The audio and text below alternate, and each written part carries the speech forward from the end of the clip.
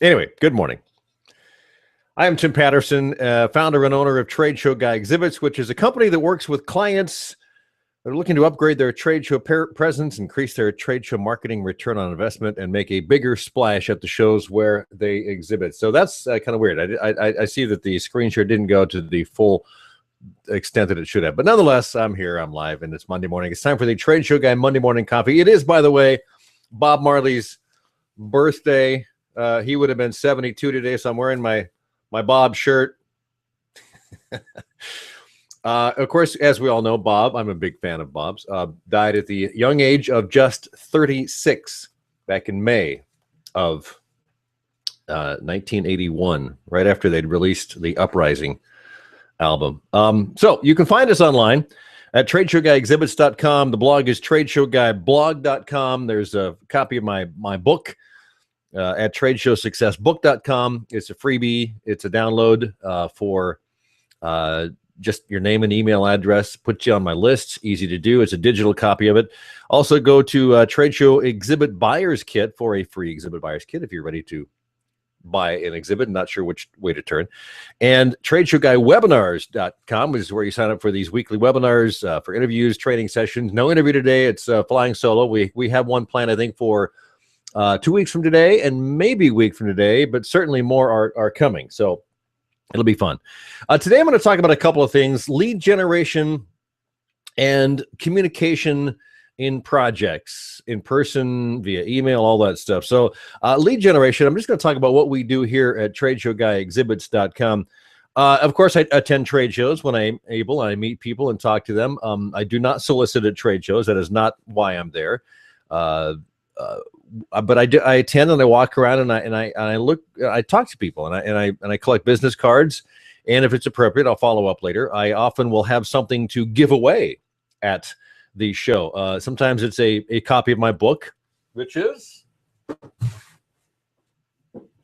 right here. Sometimes I give away a thumb drive full of fun stuff that exhibitors can find useful in there. So it's all about offering information for free and giving people tools that they can use. And if it works out, we end up doing business together. That's great. That's that's sort of the underlying current, but that's not exactly why I'm there. Like I say, I don't go to solicit. Word of mouth. I tend to get referrals from current clients, and I use testimonials on the website. Blogging. To be honest, last year, I think I mentioned this in a previous Trade Show Guy Monday Morning Coffee. I've gotten a lot of business out of my blog. People find me online. The blog is rich with information on how to be a better trade show marketer. So I tend to get calls. It's really random. I can't predict any of that. But last year we got a couple of great projects, very nice projects, because people found us online. And I've got other people that I'm working with that have found us online.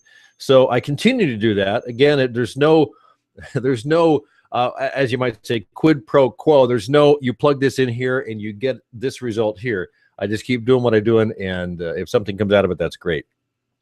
Social media.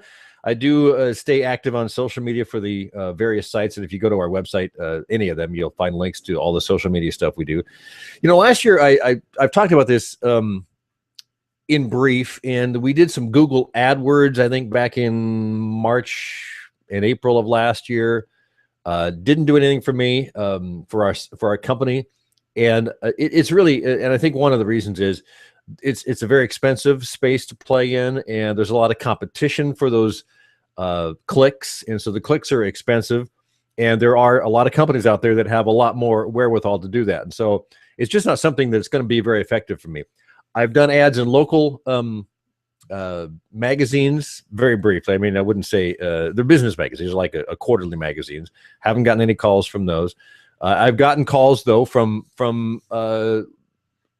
stories that have appeared in local magazines. People have seen it and called me up and said, "Hey, I saw this article about you." So we do certainly some outreach with PR through that, and on occasion we'll get something out of that, which is interesting. And I think we should probably do more. I'm going to try some Facebook ads. In fact, I think we're starting some. I think it actually started this morning, a couple of hours ago. It's a very low budget, like a trickle, $5 or $10 a day. We're going to just see what happens over the next month or two. to get people into a funnel. I've got a new lead generation tool, which I'm using. And so we'll just see what happens with that. Some of the lead capture tools I use online are, I've used for a little over a year, a company and a tool called Lead Pages. If you go to leadpages.net, I believe, just look for Lead Pages, you'll find it. A great tool, and they create landing pages and pop-up boxes and things like that, which you can control and put on your website. It's just one of the ways you have to compete out there. And I do get a lot of subscribers to my newsletter through that. So that's one way that works really well. You know, basically I'm giving them a freebie in exchange for their contact information. And that's just the way it works. I like Lead Pages. There's a lot of great tools they have there, a lot of great analytics.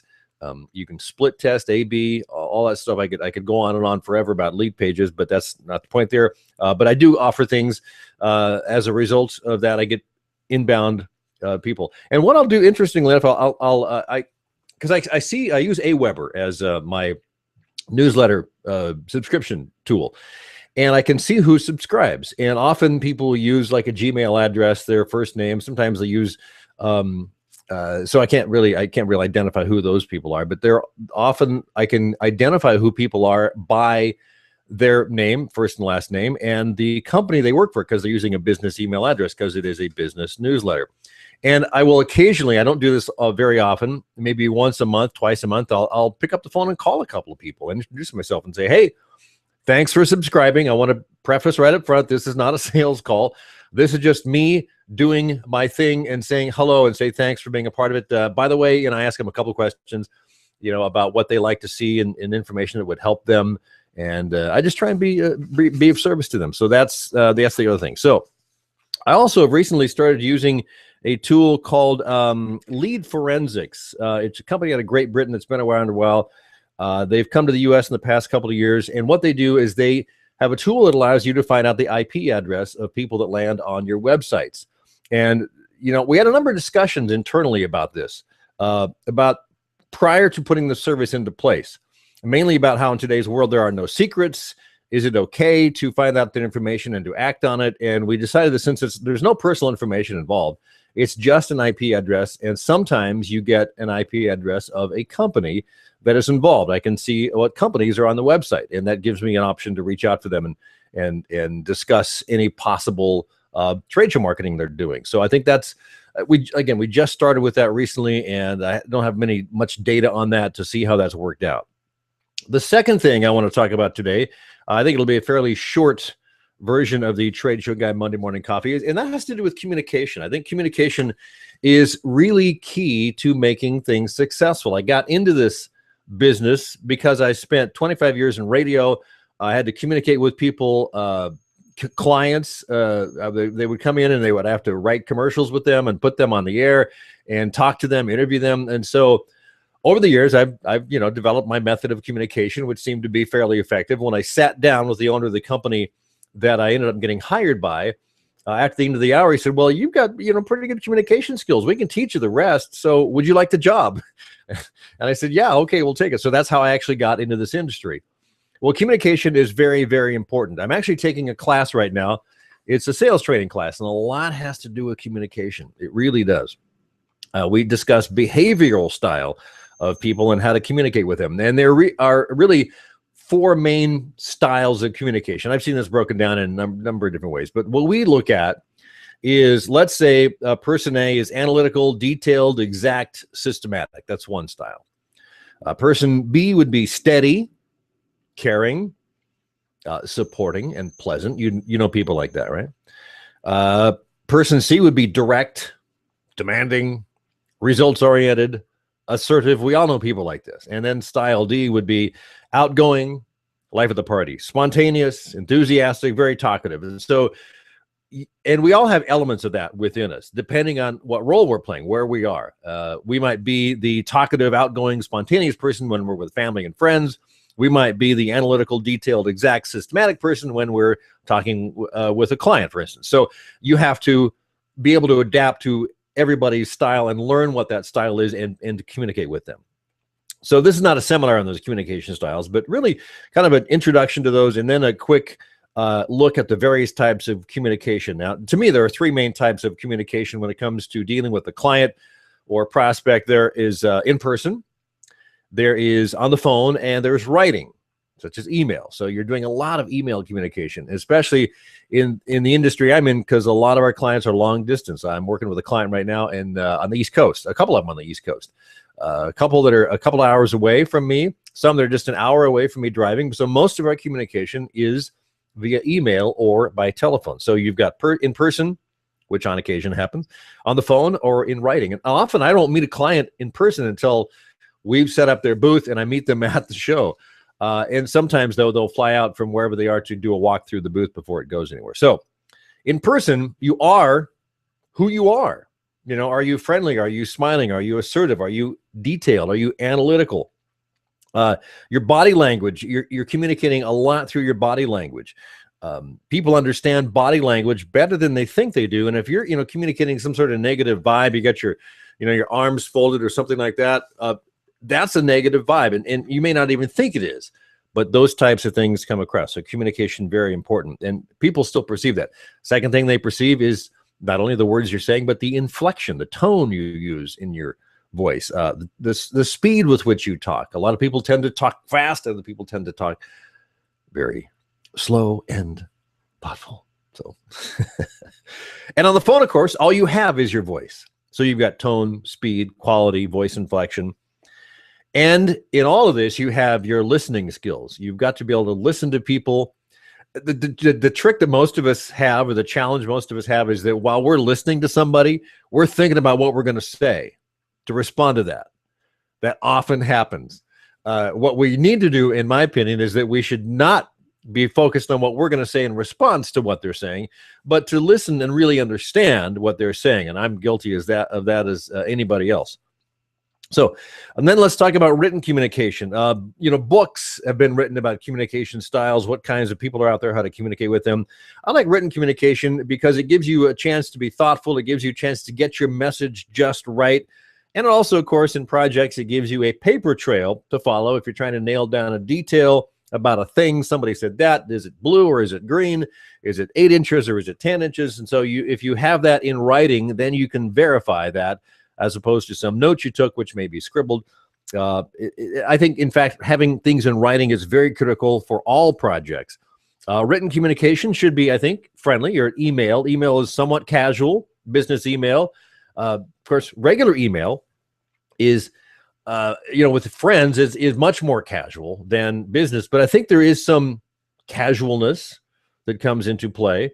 It should be friendly, but not overtly so. You need to be to the point, but not terse in your writing. And a lot of people write very directly and terse, and it comes across as that, even though in person they may not be trying to do that. And so, to my mind, they're not really thinking about exactly how they're communicating in the written form via email. People sense so much in a written word that may or may not actually be there. So you use friendly words and sign-offs, and you say, hi, Beverly, and then you sign off and say best regards or warm regards or whatever you want to say. And then make sure, I think when it comes to written communication, you need to be very careful about how it's perceived and how it looks on the page. So you've got white space there, a line, a two, maybe a short paragraph, another white space. So you got a space between the lines. And we could go on about this forever again, but I think if you perceive how you're being received by the other end, and kind of analyze that, figure out how your communication goes over. It's very important. Short email communications, and I've had this happen with clients. We've got this ongoing thing, and next thing you know, you're emailing someone 3, 4, 5 times a day. Sometimes something comes back without the more hi, Tim, those types of things. It's just like the question. Do you think we should do blank? ? And no sign off. And then so you write back, yes, we should do blank, or whatever the question may be. You don't need to put the hello. So there's the informality, I think, will continue to prevail in that. So I think really it's okay to dispense with formalities in certain situations. I see nothing wrong with that. And it depends on how you perceive each other and how you get to know each other as the time of the project goes on. So keep in mind how important communications really are. I think they're very, very important. Do your best to communicate clearly and concisely and make sure you are understood. It's upon you. It's your responsibility. to be understood. And if you're not understood, then you're not doing your job. Now, certainly the person you're communicating with has a responsibility to understand you, but I think really the person that is communicating, it really falls on them to make sure they're understood properly. I think we'll call it a day. Again, a short one, and I'll see you next week for Trade Show Guy Monday Morning Coffee. Have yourself a great week.